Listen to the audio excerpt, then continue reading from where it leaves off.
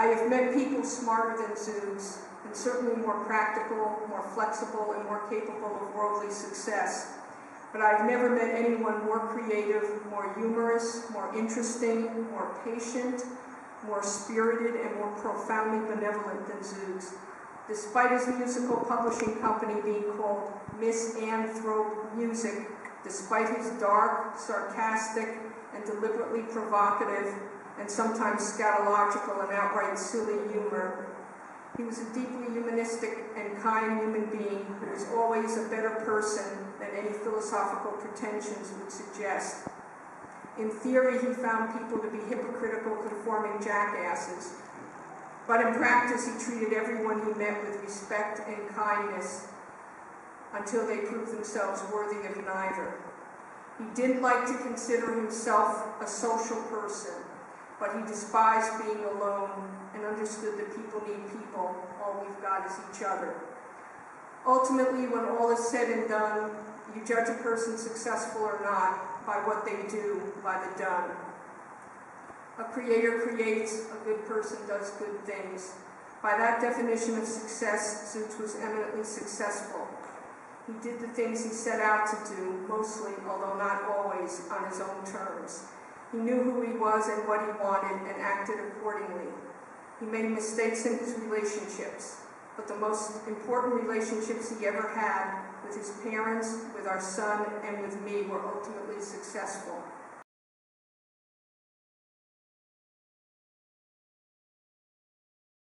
Along with a big dose of humor, which is Zoogz carried around with him constantly. I suppose some people thought him to be one who dwells on negative matter, difficult, stubborn, maybe even a little crazy. But I have been accused of having the same traits myself, and I'm proud to say that I never heard one actual problematical moment with Zoogz. Ever. We may have had menial disagreements over some unimportant issues from time to time. It was never an argument, not even close.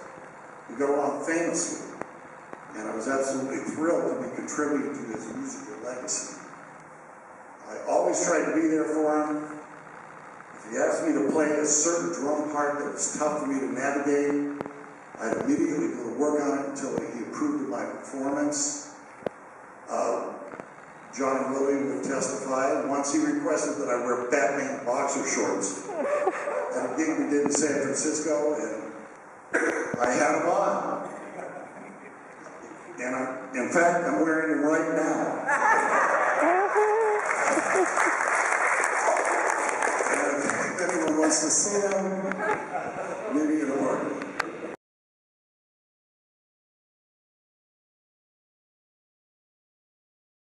The school I work at is considered a magnet for performing arts, technology for performing arts. And so most of the students are performers in some way or the other. And they hear it and they come to me, wow, how did you guys do that? Can I do that same thing on my guitar? Yeah. So again, this is this idea going on and on and on. So we are lucky to be standing in the shadow of somebody that passed on this sort of cultural juggernaut, culturally to us and genetically to Aaron.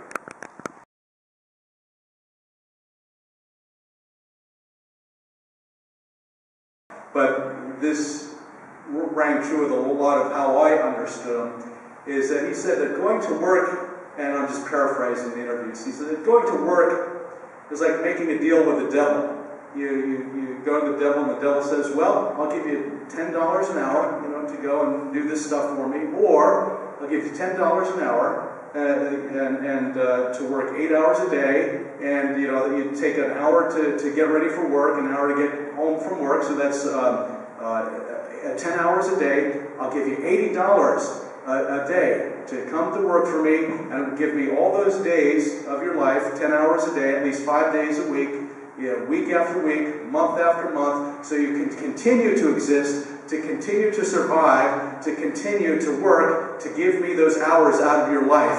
And so Zoogz recognized the ultimate absurdity of that simply surviving, simply to pay bills. And he wanted more for his life, so that's why he was a creative artist. He generated all that music out, and he couldn't have done all that if he had to work in a day job.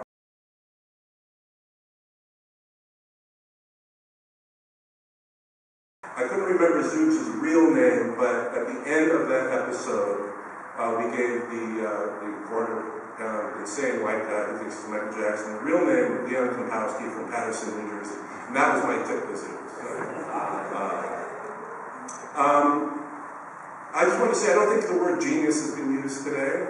I think Zoogz was a genius. I listen to his music all the time, and after he died, I went back and started to listen to the music in order. And going back and listening to Idiots on the Miniature Golf Course, I forgot that I had gotten, the term earworm? You can't get a melody on your own. I'd forgotten about Dinkle Dance. And it was in my head for a couple months. And I've forgotten it, but now I'm reminded of it again. So that's one of the great things about Zoogz. I think he, in addition to amazing time signatures, hilarious lyrics, a totally original mind, I thought he was melodically absolutely fantastic. And I think that his melody will live on. And I suggest that we all go back and when we part ways here and listen to Ricky Hassel's Solutions and John Trubee and Scott Colby and of course Zoogz Rift and his amazing show. Thank you.